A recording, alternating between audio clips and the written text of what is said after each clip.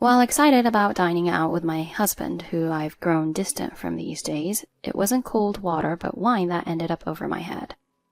What? How's the taste of the wine?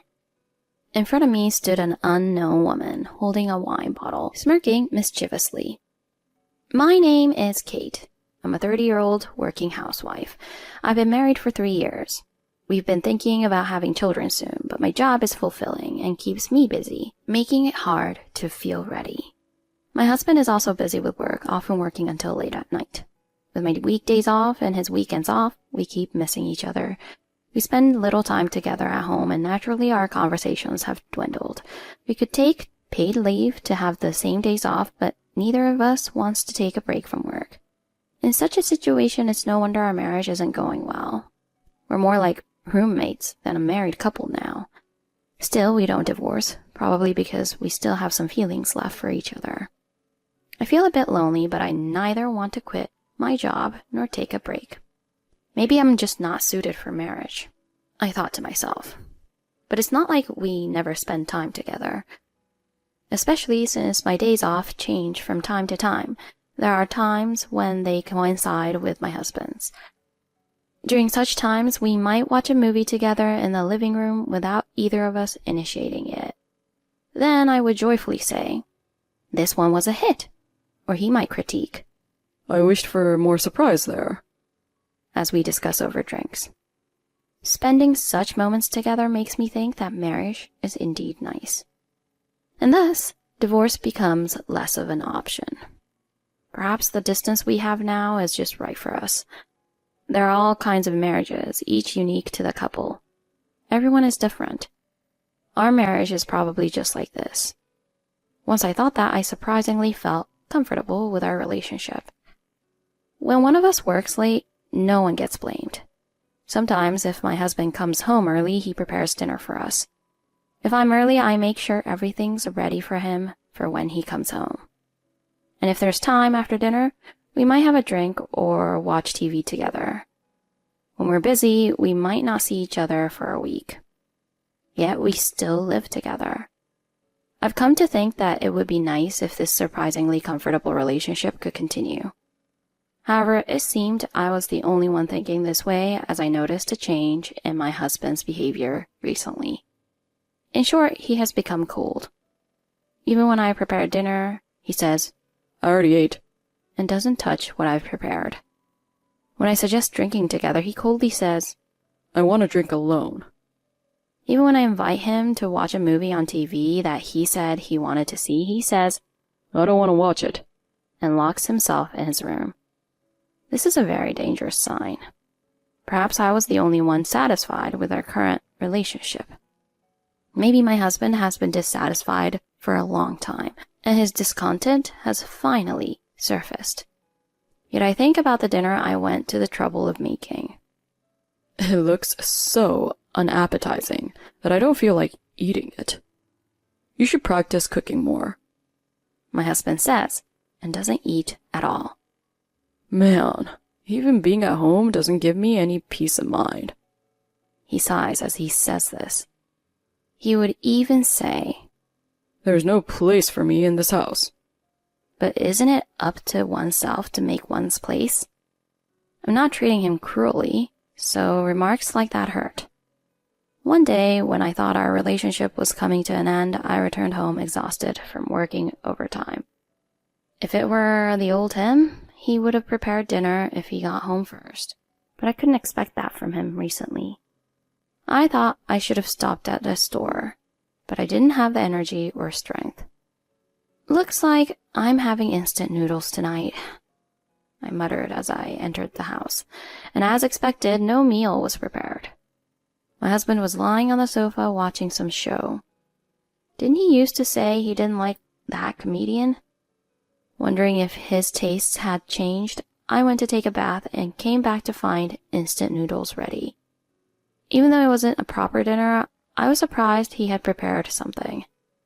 When I said, "Thank you," he responded indifferently with a muttered, "Yeah." The sound of slurping noodles filled the room before my husband spoke. "Hey, why don't we go out to eat sometime?" What? I'm getting a bonus soon, so, it's good to go out once in a while. Yes, I like that. Then I'll make a reservation, so let me know your work schedule. Okay. The conversation was indifferent and straightforward, but inside I was very happy. He had been cold recently, but maybe he had been dealing with something unpleasant at work. Being invited to dine out after such a long time, my heart was elated. And on the day we went out to eat, I was working until the last minute and was in a rush to get ready. You're taking forever. Sorry, I'll be ready soon. But isn't there still plenty of time before our reservation? There is, but still. Why can't you get ready sooner? His sharp tone stings. Sure, I knew ahead of time, yet I worked until the last minute, so it's my fault there. But I made it back in time for the reservation. I've been ready for a while, Well, of course, since you booked on your day off. I thought, but no time to argue. I rushed to change and put on makeup when I noticed something odd. Hey, did you always have that tie? There was an unfamiliar tie around my husband's neck. Even with our frequent misses, I know what ties my husband owns. Yet the one he's wearing now, I do not recognize. What? Oh, no, I just happened to see it at the store and liked it. My husband has no interest in fashion to the point where he'd wear socks with holes if I didn't nag about it.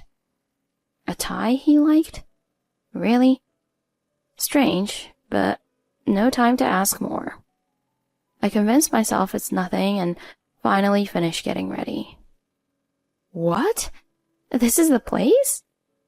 I expressed surprise as we arrived at the restaurant by cab. It was a fancy steakhouse, not the sort of casual place you just pop into. I splurged. My husband grins, looking almost gleaming. It's my first time at such a fancy place, and I sit down feeling nervous. But the excitement ends there. You don't even know the manners for a place like this? He started. I often come to places like this, but you really need a rich palate to enjoy the food. Or else, you won't be able to appreciate the quality of this meat. He brags, pretending to know. Listen, this meat is from a part of the cow that's very rare. He goes on and on, making it hard to enjoy the meat. High quality meat definitely needs high quality wine. Hey, He shouts boisterously, unfitting for the elegant setting. This drunkard. Irritated, I was about to snap when... You should work on being more ladylike, he said. What? That's so out of the blue. I don't think I can keep doing this marriage. I need a woman with more charm. His words enraged me. Have you looked at yourself? With your loud, unrefined voice and lack of manners, you're hardly fitting for a high-end place like this. Why don't you become a man with more charm? I retorted. At that moment, my husband's face froze.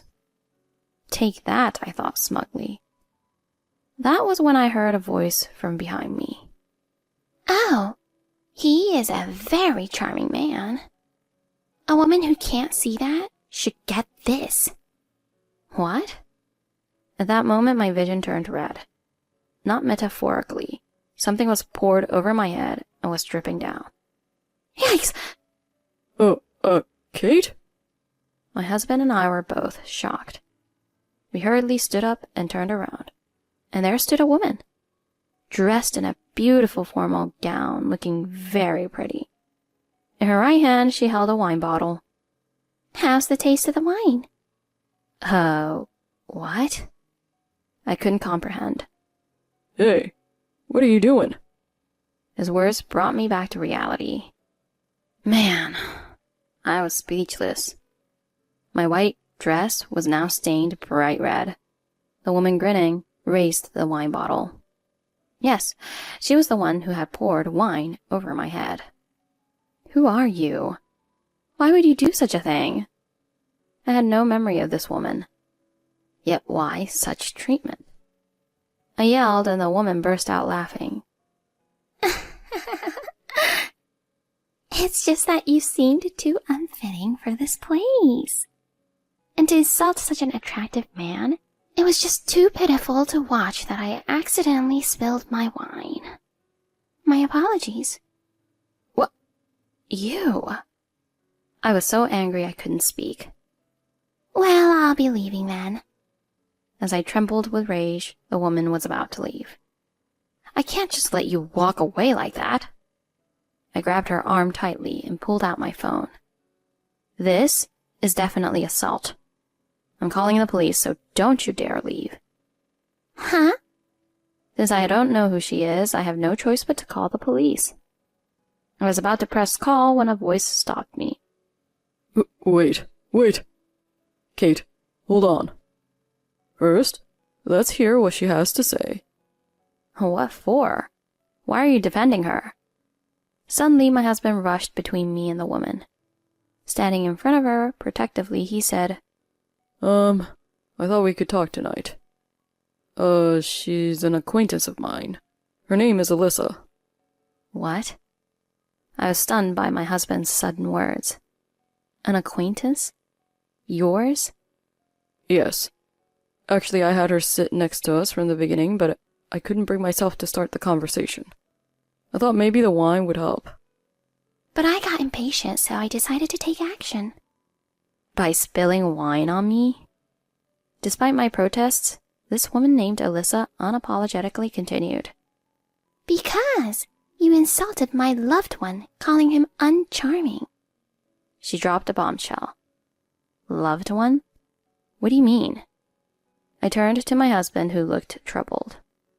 Let's calm down and talk. How can I talk covered in wine like this? Please, let's handle this together. Handle this? How? The wine had spread to the restaurant's floor. A big stain on an expensive carpet. Isn't this something that needs to be compensated for? As I was thinking this, the restaurant staff came rushing over. What is happening here? We shouldn't have disturbances. Oh no, the floor. As expected, upon seeing the floor dyed red, the staff exclaimed. I glared fiercely at Alyssa, who looked away unrepentantly. Explain yourself. As I confronted him, my husband finally began to speak softly. I've been seeing her. I've been dating Alyssa.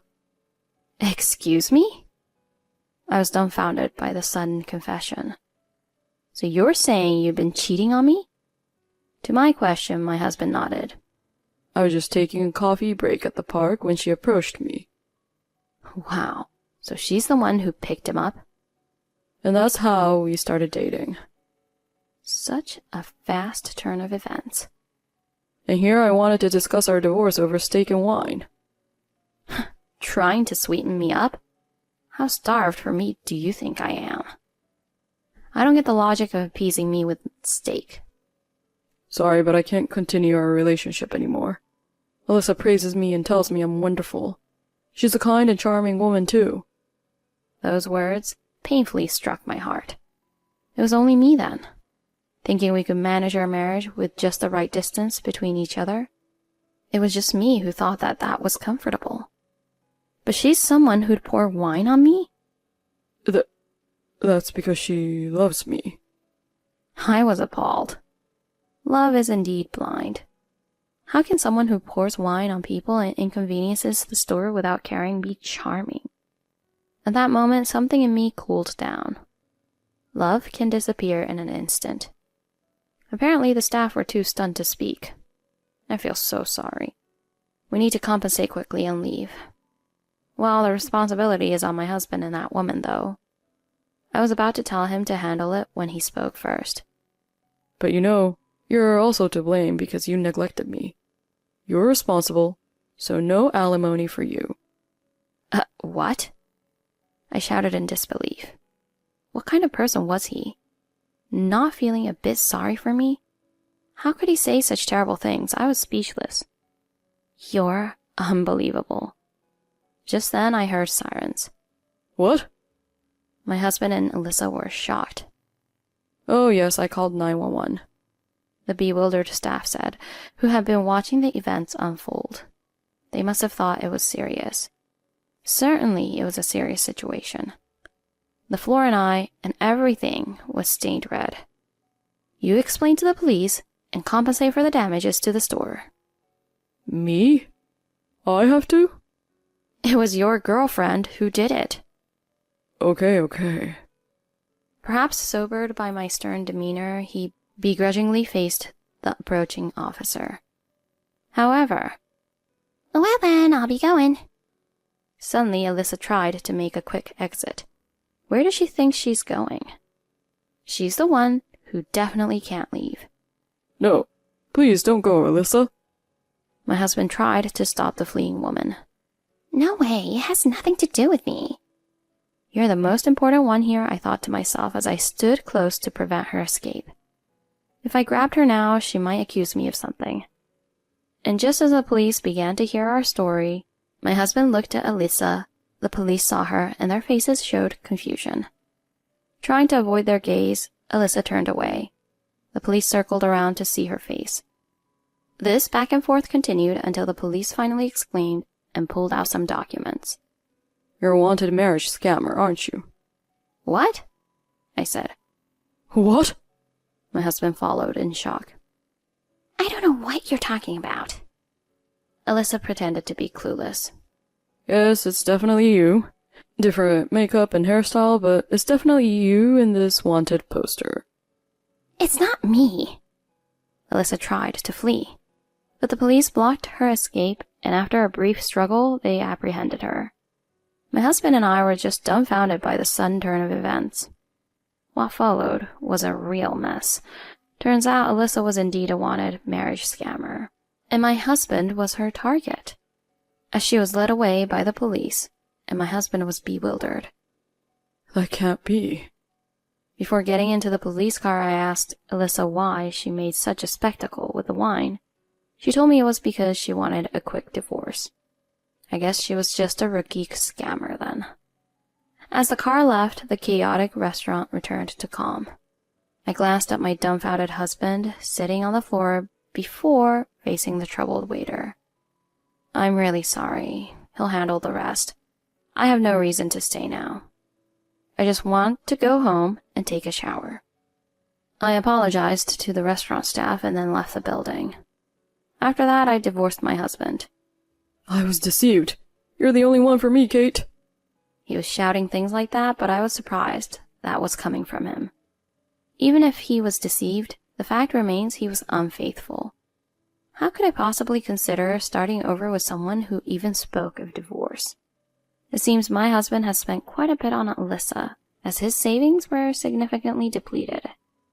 Then came the compensation to the restaurant and the alimony to me. In no time at all, he was broke. Even though it was a scam, the fact that he cheated and tried to leave his wife spread around his company, and he resigned because of the uncomfortable atmosphere. Rumors are scary, aren't they? I wonder who started it. Well, I did tell his boss everything because I thought about seizing his wages if he couldn't pay the alimony.